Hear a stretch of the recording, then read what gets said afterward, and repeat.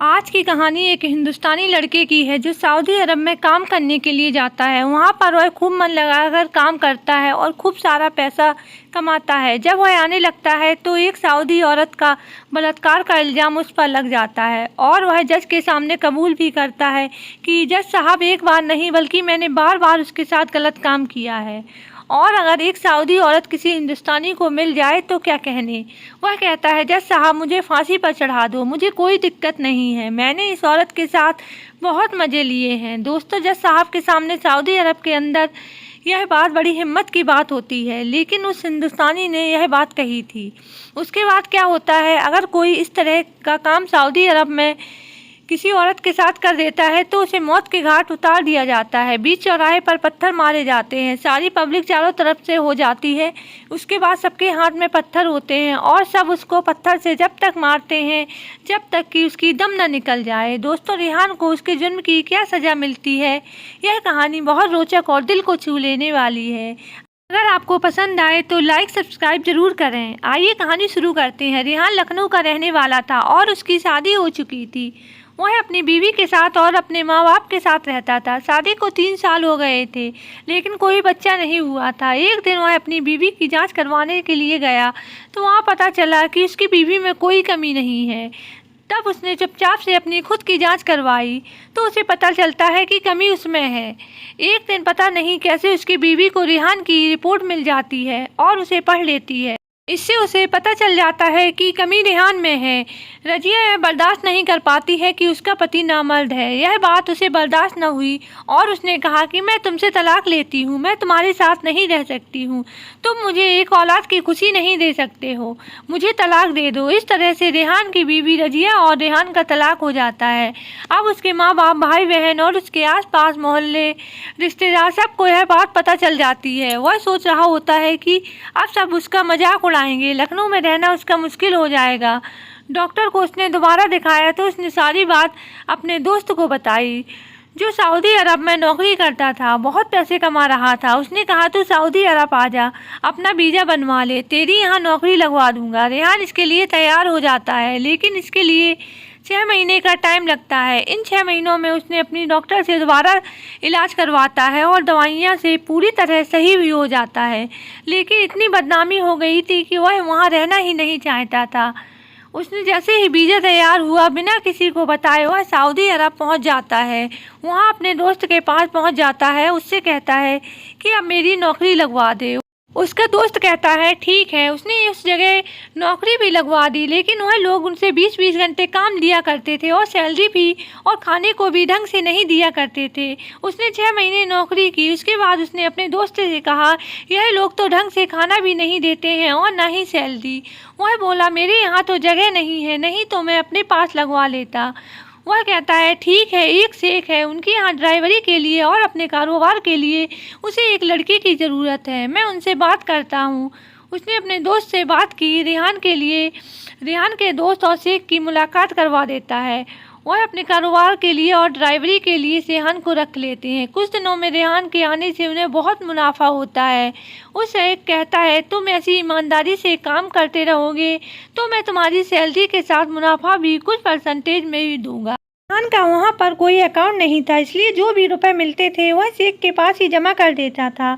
इस तरह से काम करते हुए रेहान को 5 साल हो गए थे। अब रेहान ने सोचा, मुझे अपने देश लौट जाना चाहिए, मैंने पैसे बहुत कमा लिए हैं, इसलिए अपने देश में जाकर शादी कर लूँगा और एक अच्छा काम धंधा भी शुरू कर दूँगा।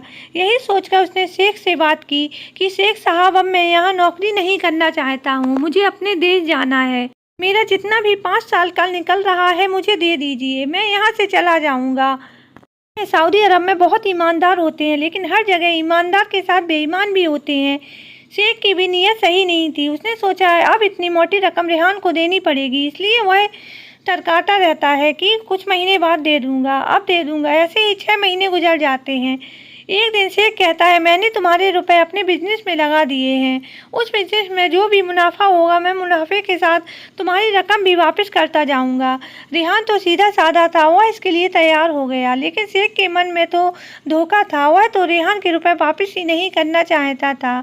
इसलिए उसने रेहान से कहा, रेहान ऐसा करो, तुम अपना क्वार्टर छोड़कर मेरे घर पर ही रहने आ जाओ, पीछे कमरे में रहा करो और मेरे घर के भी काम कर दिया करो।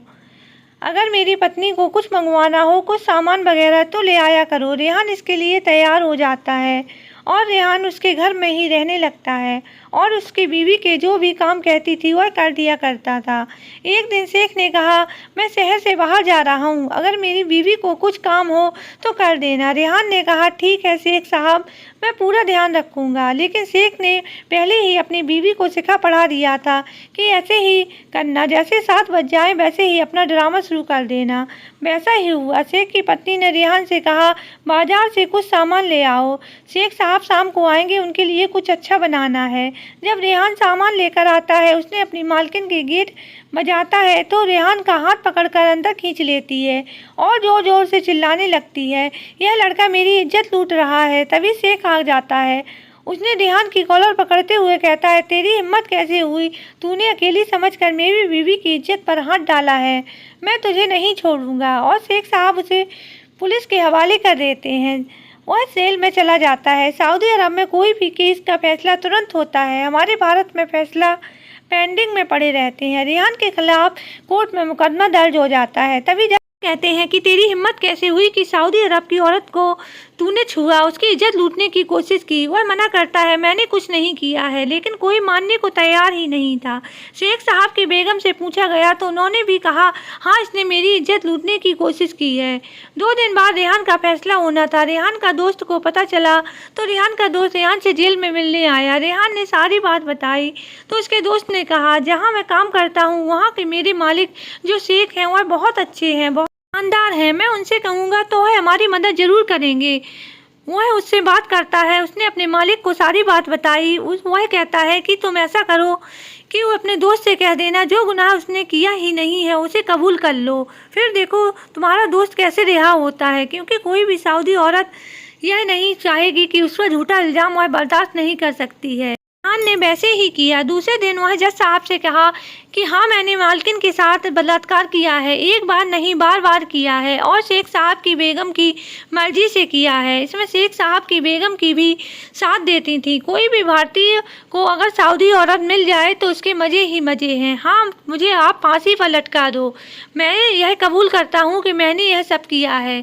यह सब शेख की बेगम सुन रही थी, उससे सुना न गया। वह कटघरे में आई और चिल्लाते हुए बोली, जज साहब यह लड़का झूठ बोल रहा है, मेरी इज्जत उछाल रहा है, जबकि इसने मेरे साथ कभी कोई गंदा काम नहीं किया है, ना ही मेरी इज्जत पर हाथ डाला है। जज साहब बोले, फिर तुम क्या झूठ बोल रही थी? होने लगती है। वह कहती है, शेख साहब ने मुझे ऐसा करने के लिए कहा था। जब शेख साहब से पूछा गया तो उसने भी अपना गुनाह कबूल कर लिया कि हाँ मुझे इसके 5 साल के रुपए लौटाने थे और साथ में मुनाफा का परसेंटेज भी देना था। वह मैं नहीं देना चाहता था, इसलिए मैंने यह सब किया। रेहान को फांसी हो जाए उस तरह से मुझे कुछ न देना पड़े। जज साहब रेहान को बाइज्जत बरी करते हैं और उसके सारे 5 साल के रुपए विद परसेंटेज के दिलवाते हैं और शेख साहब और उसकी बेगम को 2-2 साल की सज़ा हो जाती है। रेहान अपने दोस्त और उनके मालिक शेख साहब को धन्यवाद देता है। उस ईमानदार शेख साहब की वजह से रेहान की ज़िंदगी बच गई और रेहान और उसका दोस्त हमेशा के लिए सऊदी अरब छोड़कर अपने देश लौट गए।